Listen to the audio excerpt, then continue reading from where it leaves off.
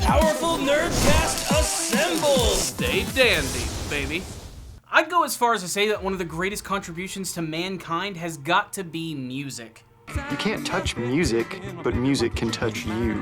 Oh, barf. Music is one of those rare things which has the miraculous ability to bring out the emotions of just about anyone who has the ability to hear it. Scientifically speaking, music also has the ability to release endorphins. In a sense, they're able to bring out a hormone which gives people something of a high. Music can make you happy, it can make you sad, it can piss you off, it can pump you up, it can bring about great nostalgic memories. Music is powerful.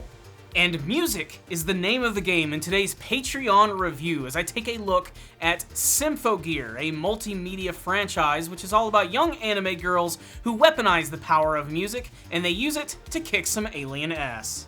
Today's Patreon review is brought to you by Ayers01, who suggested that I check out Symphogear, a series that I've never heard of before. I went into this one completely blind and learned that Symphogear has one hell of a fan base, and it's a franchise that's been going on for quite some time. But for the sake of this review and for the sake of my time itself, I checked out the very first season of the show. And like a lot of other Patreon reviews that I've done in the past, I expected to not like this one that much. But honestly, there's a lot to like about Symphogear, despite how fucking insane that it really is. Like I said, a little apprehensive about going into Symphogear because I didn't really know much about it. After watching the first couple of episodes, I was getting some weird flashbacks to when I had to watch Strike Witches and do a Patreon review for that series, and thankfully this one does not go into the same territory. However, it does something that Strike Witches does really well, which is take a premise which seems like it would not work at all and manage to make it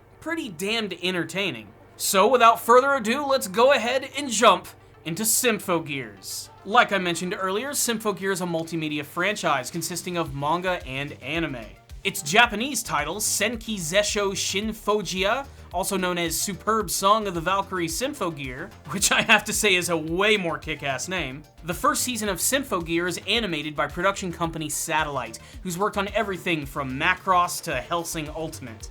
But what makes Symphogear unique has got to be its overall premise, which is very simple at first, but gets surprisingly convoluted by the end. We're not talking Neon Genesis Evangelion or anything, but it certainly gets pretty freaking loopy. The series takes place in a not too distant future where mankind is being attacked by an alien race known as the Noise. And keeping with the melodic themes of the series, the only way to fight back against the Noise is with the power of music. And that brings us to the not-so-super-secret fighting force, Zwei Wing, which comprises of two idols who have the ability to weaponize music in the form of mechanized battle armor. Already, this is starting to seem a little too similar to Strike Witches in my opinion, but let's go ahead and push forward. I have to say that the opening episode of the series was probably my favorite one, as it really showed how intense the actual show can get.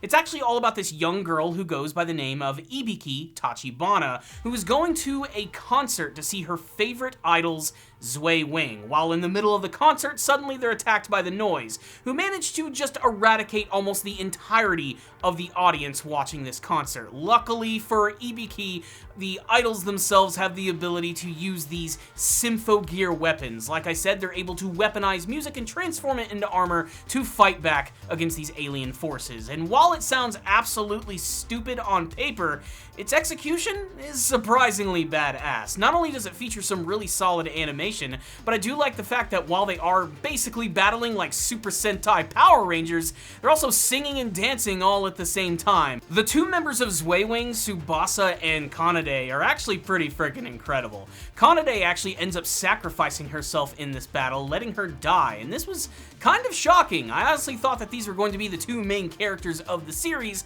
but then again, why would they introduce Ibiki in the first episode of the series, if not to be her replacement and become a next member of the secret fighting force which is going to battle against the Noise? And that's essentially what most of the entire first season is all about. While Ibiki is able to survive this very intense encounter, she is able to inherit the power of the other member of Zwei Wing, reluctantly team up with Tsubasa, who wants absolutely nothing to do with her, while battling the Noise and trying to figure out the secret of why they're attacking people in the first place. And yes, yes, it gets really convoluted by the end when they finally introduce the main villain and the true concept of the overall series. So at its core, this is kind of like a sci-fi magical girl anime series, where these girls are able to sing, summon their weapons, and fight against monsters while learning through the power of music and, yes, friendship.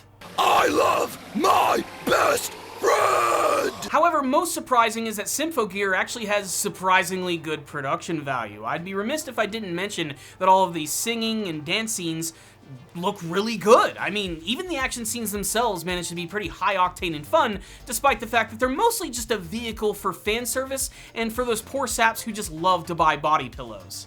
Shut up and take my money! But this combined with a mysterious story actually makes it kind of engrossing, especially because most of the first half of the season consists of Ibiki trying to learn her way to become a true Symphogear user and to working with Tsubasa, who really does not look well on Ibiki. In fact, she sees her as something of a hindrance, something that could potentially hold her back, and she doesn't want to see her as simply a replacement for someone that she cared so much about. There's a big history between her and her friend who died at that concert in the very first episode, and little by little, the first season manages to dole out that information while continuing to give us lots of crazy action scenes, not to mention the introduction of some villainous characters, such as another female Symphogear user who goes by the name of Chris, and she happens to be the subordinate of the main villain of the series, a very Rita Repulsa-esque character who goes by the name of Fine, who has crazy aspirations of taking over the world.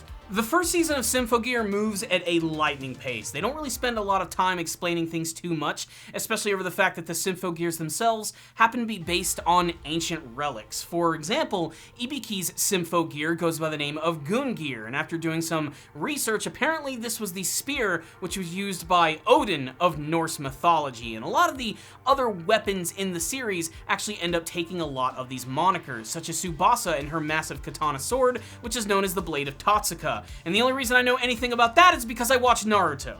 So yes, we have cute anime girls, mechanized weapons named after ancient relics, aliens which are invading, and some crazy witch lady who wants to take over the planet and possibly destroy the moon. That being said, the series does a pretty good job of at least building up all of the characters and giving them some decent development, especially that of the main character, Ibiki. Ibiki is kind of interesting. She's willing and reluctant all at the same time, being very confused by her powers and how they work, as well as her weird relationship with Tsubasa, which eventually does smooth out over the course of the first season, but she's an interesting character. In many ways, she's sort of like the surrogate for us, the viewer, as we're experiencing this world along with her. But she also happens to have a very unique Symphogear, where a lot of them seen in the series tend to rely on weapons. She tends to use her fists a lot, which manage to look really awesome. She also occasionally loses control of her powers and just goes fucking insane, going from adorable to absolutely shit your pants scary. I'm also a big fan of the organization which controls all of the Symphogear and their users, in particular this one character who goes by the name of Genjiro, who apparently is the uncle of Tsubasa, and I wish this dude was the main character. Dude doesn't even need Symphogear and he kicks all sorts of ass. I mean, what's his deal anyway? There's all manner of sci-fi, wacky scientists, and shenanigans to be had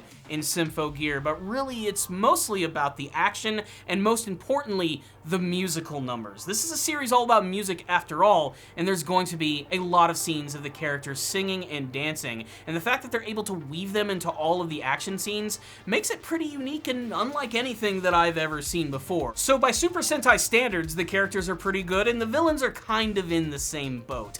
The noise themselves come in a variety of shapes and sizes and have all types of crazy attacks, but as far as personality goes, they pretty much don't have any of it. It's really the people behind the scenes which are controlling them that manage to be the most interesting, that being Fine and Chris, and their entire relationship, well, it's pretty fucking weird. But let's get to the brass tacks. The very first season of Symphogear is really just an introduction to the franchise. There are many more seasons which I'm sure are going to expand on the lore of this entire world, its universe, and the characters, and probably the introduction of tons of other ones. I mean, we got merchandise to sell, right? Yes, there are sequels, Symphogear G, GX, AXZ, and XV.